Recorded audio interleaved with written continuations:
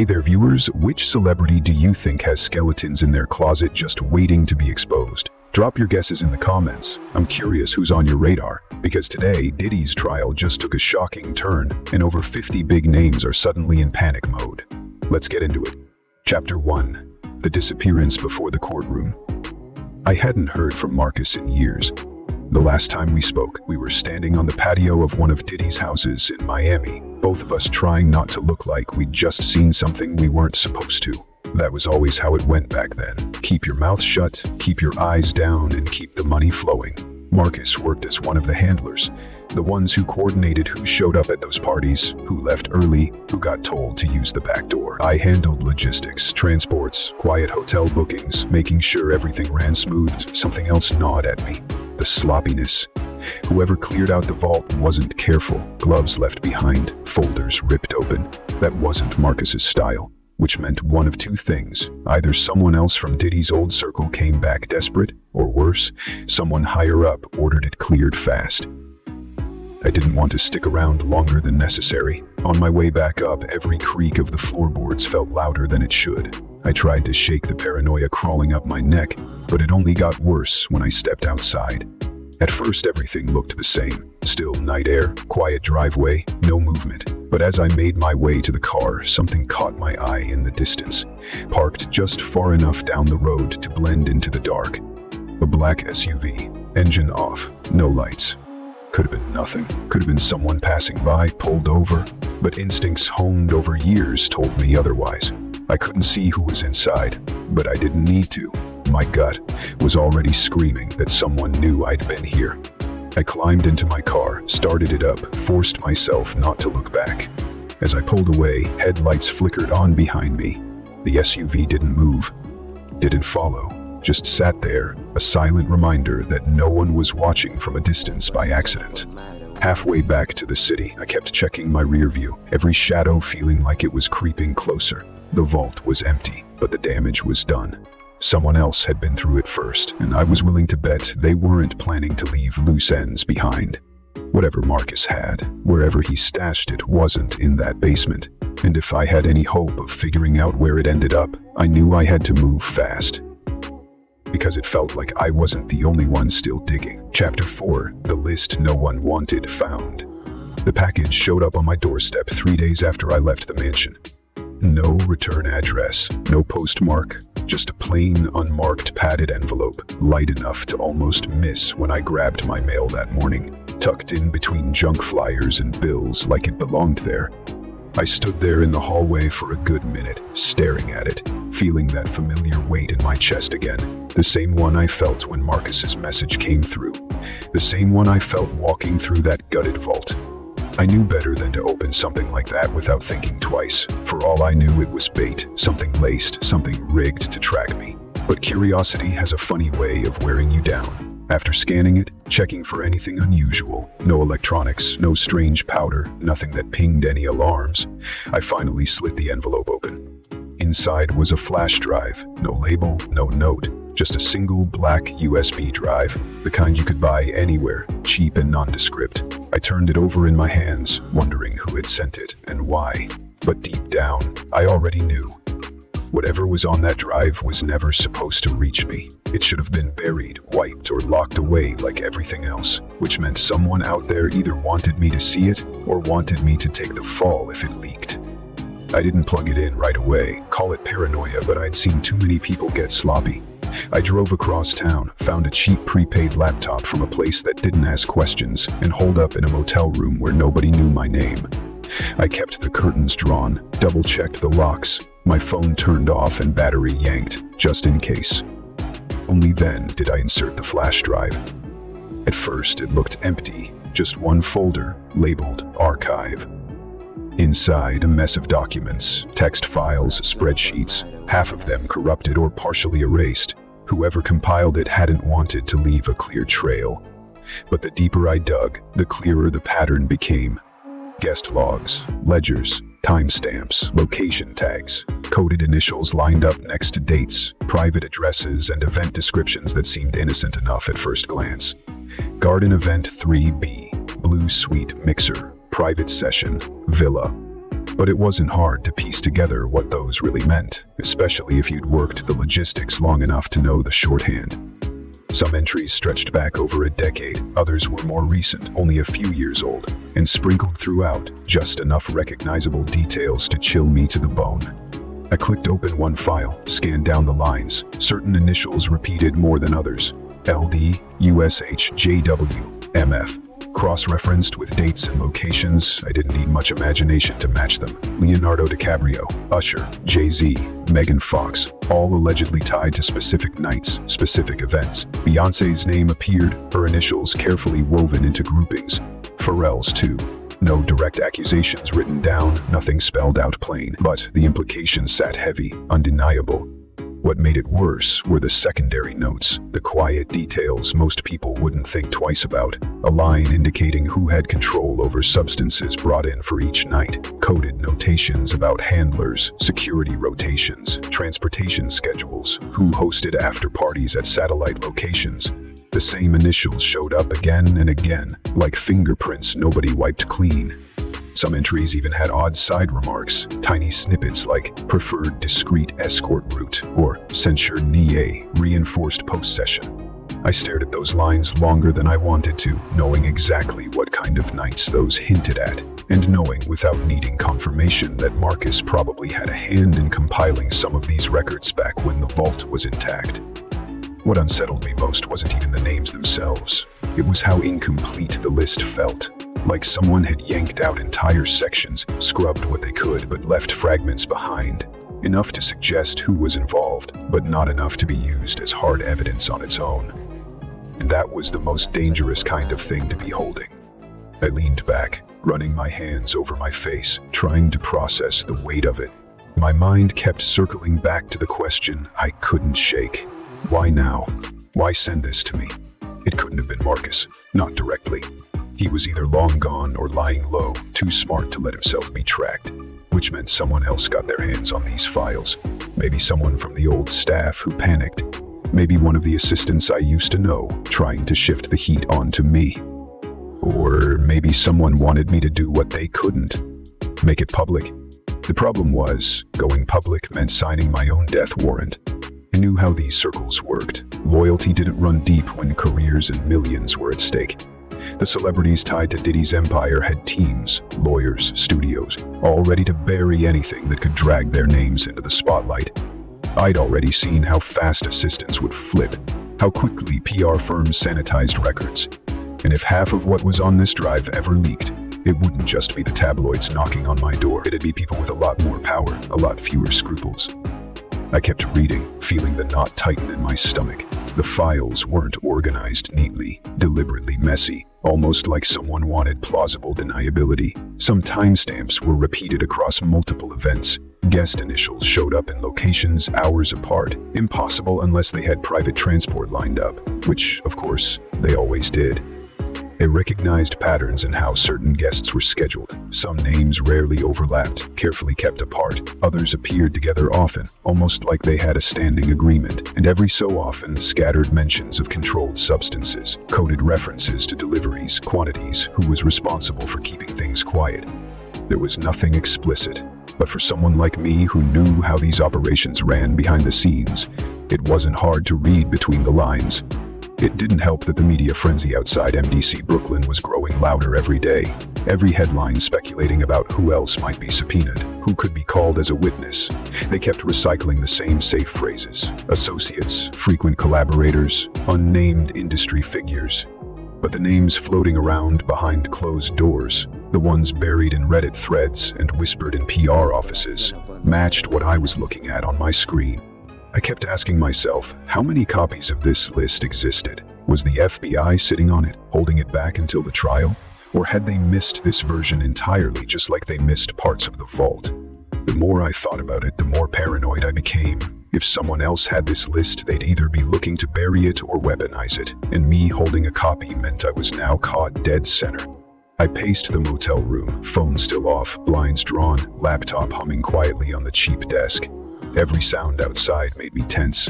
Car doors slamming, footsteps in the hallway. For all I knew, the black SUV from the mansion had followed me here. Maybe they already knew I had it. Maybe that was the point. I could feel the walls closing in, the same way they had before, back when everything was still running smoothly and Marcus would whisper warnings in between cigarette breaks. "Someday, somebody's gonna flip," he used to say. "And when they do, it's not just him they'll take down." I stood there staring at the screen, files still open, fragments of names and dates staring back at me like ghosts. Every instinct told me to wipe it, smash the drive, disappear. But curiosity has a nasty way of sticking around, the kind that eats at you, makes you wonder just how deep the rabbit hole really goes, and whether you'll make it out before it swallows you whole. Chapter 5: The Courtroom Climax and Hidden Exchange. By the time March 14th rolled around, it felt like half the world had descended on the federal courthouse in Brooklyn. Cameras lined the sidewalks like vultures, microphones shoved at anyone in a suit, reporters barking questions at people who didn't have answers.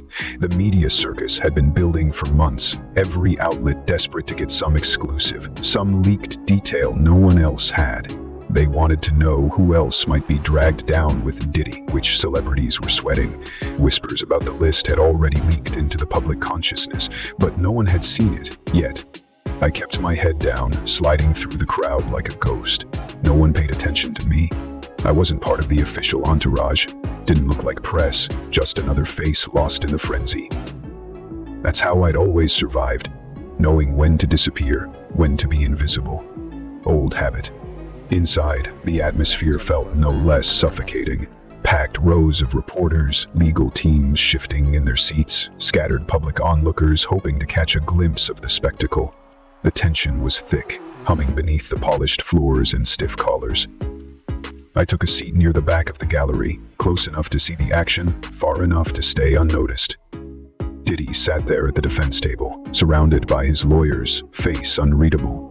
He looked smaller than he used to, older, like the weight of everything hanging over him had finally started to crush whatever bravado he used to carry. The courtroom itself was cold, sterile, just another room with polished wood and uncomfortable chairs, but you could feel the stakes hanging in the air. The judge rattled through the formalities, charges read out, plea entered, not guilty. No surprise there.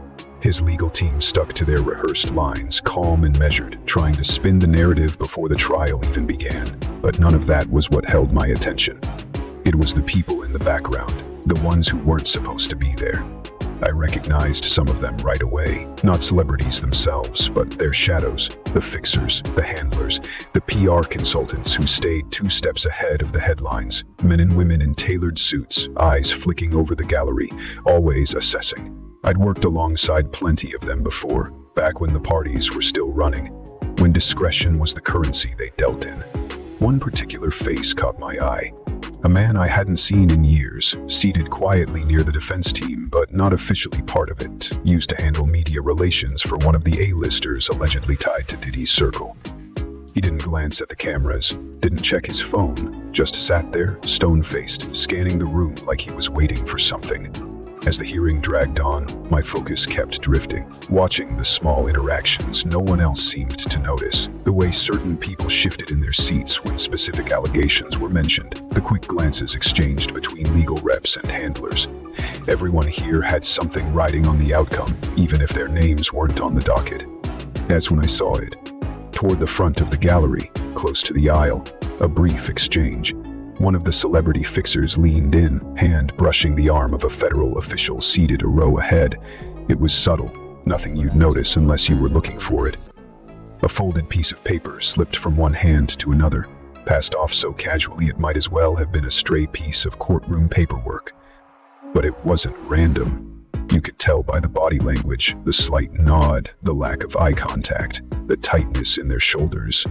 Years spent watching deals go down in back rooms taught me to recognize when something was being traded that shouldn't be. I sat there, heart pounding, eyes locked on them. The official didn't even pause, tucked the paper away into a folder, flipped to the next document like nothing happened. No reaction, no acknowledgement. That's when it hit me. It wasn't just Diddy trying to wrangle his way out of the fallout. Deals were being made behind the scenes, quiet trades, favors being called in. It didn't take much imagination to figure out what might have been written on that slip of paper. A name, a number, a promise to keep something buried if certain conditions were met. And the way it happened, right there in the open but shielded by the chaos of the courtroom, that told me how far this thing stretched. The judge's voice faded into background noise. Legal motions filed. Next hearing date scheduled. Diddy stood up briefly, shackled, nodding politely as his lawyers whispered in his ear. But my eyes kept drifting back to the people who didn't belong. The handlers, the fixers, the quiet machinery working beneath the surface to make sure none of their clients' names ended up in headlines next to his. Outside, the frenzy had only grown louder. Reporters shouting questions, cameras shoved into faces. Everyone wanted a reaction, a soundbite. Was Diddy cooperating?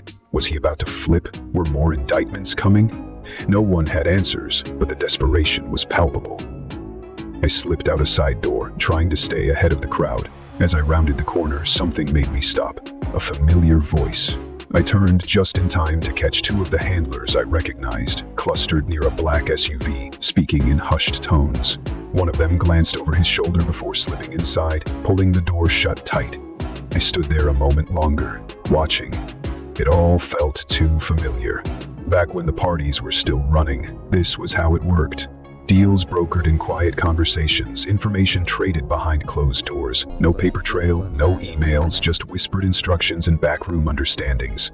And now, here it was again, except the stakes were higher. Courtrooms instead of mansions, officials instead of bodyguards. But the game hadn't changed. What lingered in my mind, long after I left, was the realization that not everyone was going to make it out clean. For all the power these celebrities had, for all the teams scrambling to scrub their names from the record, there was too much hanging over this case. Too many loose ends. Someone somewhere was going to get sacrificed to keep the machine running. And the more I thought about that folded piece of paper slipping from one hand to another, the more I wondered how many names had already been traded. How many people were ready to give up someone else just to make sure they didn't end up on that stand next? Chapter 6. Scrubbed clean, Hollywood's cover-up machine. It didn't take long after that court hearing for the machine to kick into overdrive. You could almost feel it humming underneath the noise, the calls being made, the assistants working overtime, the PR firms locking down every loose end they could get their hands on. It was like watching a whole city scramble to hide the dirt before the flood rolled in. I didn't plan on meeting anyone that day, but the thing about old contacts is they tend to crawl out of the woodwork when their backs are against the wall. It was a name I hadn't seen pop up in years, Kelly.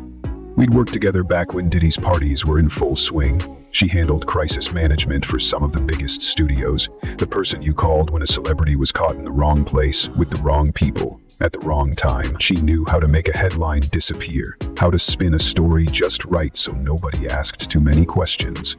Her message wasn't casual. No "how've you been" or polite small talk. Just a location and a time, like old habits died hard. We met at a quiet cafe tucked away in a corner of the valley, one of those places where the staff knows better than to eavesdrop and the regulars keep their noses buried in laptops. She looked the same as I remembered, though maybe a little more worn around the edges. Sunglasses on, even though we were inside, hair pulled back tight, eyes scanning the room constantly. I slid into the booth across from her. Didn't bother wasting time. I could feel the weight hanging between us before either of us said a word. She leaned in, voice low. "You've seen what's going on, right?" I nodded, hard to miss. She let out a sharp breath, fingers tapping against the table like she couldn't sit still. "It's worse than it looks. They're in full-blown damage control mode. I've never seen anything like it." I asked her how bad. She gave me a look, half frustration, half exhaustion. "They're scrubbing everything, every post, every photo, any trace linking certain people to him. Old party shots, guest lists, social tags. We've got teams working around the clock. Studios are even quietly pulling people off upcoming projects, pushing back release dates. Nobody wants their name attached to this thing if it blows." I didn't need her to explain who she meant by certain people. The same names that kept popping up on my burner phone, the same ones scattered across that flash drive, the ones who showed up at Diddy's parties over the years and were now realizing that proximity might be the thing that sinks them. I asked if it was working. She laughed, short and bitter. Maybe 5 years ago this could have been contained, but now, you can't erase everything. Too many leaks, too many people sniffing around. We've been buying silence left and right. Assistants, drivers, photographers, anyone who might have a copy of something. NDAs being reinforced, payoffs doubled, but it's like trying to plug holes in a sinking ship. She paused, lowering her voice further, and the worst part is, none of this stops the subpoenas. That made me sit up straighter. She glanced around, making sure no one was listening before continuing. We've got studios lawyering up, executives panicking. Doesn't matter how much money they throw at cleaning up their image if the feds come knocking. Everyone's banking on one thing right now, that this trial doesn't pull them in. But with everything they've already uncovered, who the hell knows what's next? I could see it written all over her face. Fear. Not just for her clients, but for herself. People like her don't usually get rattled. They know how to spin a story, flip a narrative, sweep things under the rug. But this wasn't some actor caught in a tabloid scandal. This was bigger, federal. Names floating around that could crater entire careers overnight. I leaned back, letting that settle. She went on, voice tight. You've seen the headlines, right? Celebrities dropping off social media, personal breaks, scheduling conflicts. They're not just hiding from the press. They're waiting to see if their name shows up on the witness list. I asked her if any of them had reason to be worried. She didn't answer right away, just stared at me like she was deciding how much she should say. Then, finally, she shrugged. Look, half of them probably don't even remember what happened at those parties. Too much alcohol, too many substances floating around. But there's a lot of footage, a lot of records, and people like you and me, we know what was going on behind the scenes. I didn't argue. We both knew the score. She dropped her voice another notch. There's talk that some names are being protected. High-level deals happening. Immunity floated if they give up the right person. But the thing is, once the feds get their claws in, they don't stop. They'll keep pulling the thread until the whole thing unravels. She hesitated before adding, and they're not just looking at him anymore. That hung heavy between us. I kept thinking back to the flash drive, the list that wasn't supposed to exist, the files cross-referencing names and dates and locations. And now, here she was, confirming what I'd already suspected. The PR cleanup wasn't enough to contain it, not this time. Before I left, she reached across the table, her fingers tapping once against the edge of my hand. Be careful, she said quietly. You've been close to this longer than most. That makes you valuable or dangerous. I nodded, knowing exactly what she meant. As I walked back out into the sunlight, the weight of it all pressed heavier on my shoulders. I could feel the eyes, real or imagined, lingering on me. Because if someone like Kelly was spooked, if studios were yanking clients off projects and burying photos, it meant things were unraveling faster than anyone could control. And somewhere in the middle of all that chaos, people were deciding who they could afford to sacrifice to keep themselves clean. Problem was, I wasn't sure if I was already on that list. Chapter 8. The May trial, Hollywood's reckoning. The courthouse felt like the eye of a storm that morning. You could barely hear yourself think over the noise. Paparazzi shouting, reporters jostling for position, protesters waving signs on the sidewalk, camera flashes strobing against the gray sky like lightning.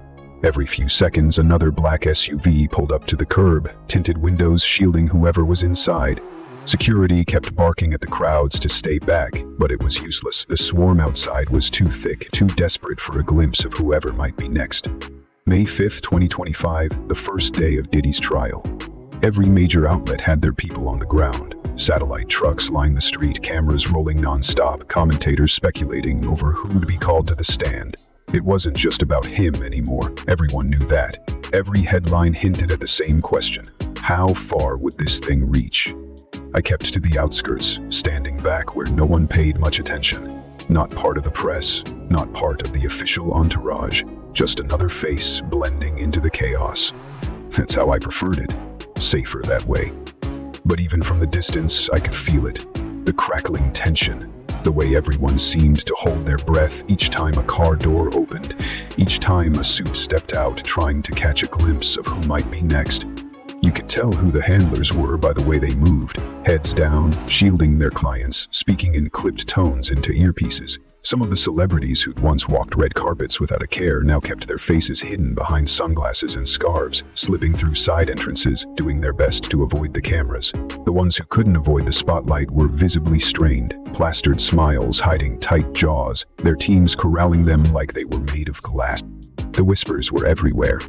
You could hear them under the noise, pass between reporters, murmured by onlookers pressed against the barricades. Who was going to be subpoenaed next? Which names would show up in the court filings before the week was out? No one dared say it out loud, but the speculation was written on every face. Everyone was waiting for someone else to fall first. I kept scanning the crowd, watching familiar faces slip by. Old handlers, PR teams, security details who used to work the same circuits I did. All of them had that same look now. Eyes darting, shoulders tense. Like they knew the ground was shifting beneath them, but couldn't do a damn thing to stop it.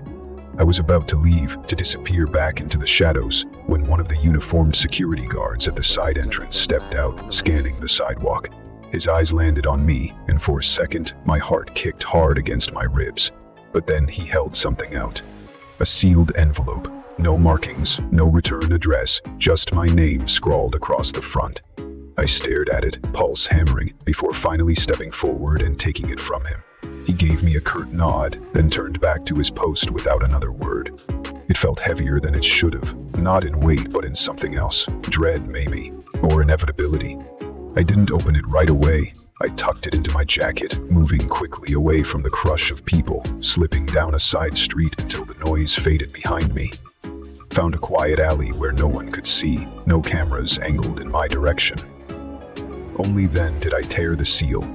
Inside was a stack of papers, clean, crisp, each one printed with precise, deliberate care. Names, dates, initials, timestamps, guest lists, surveillance logs, all meticulously cataloged, each entry linked to specific events stretching back years. Addresses I recognized, private suites, villas, lounges, all coded, but the codes were familiar. Marcus's shorthand, the same one I'd seen 1,000 times before.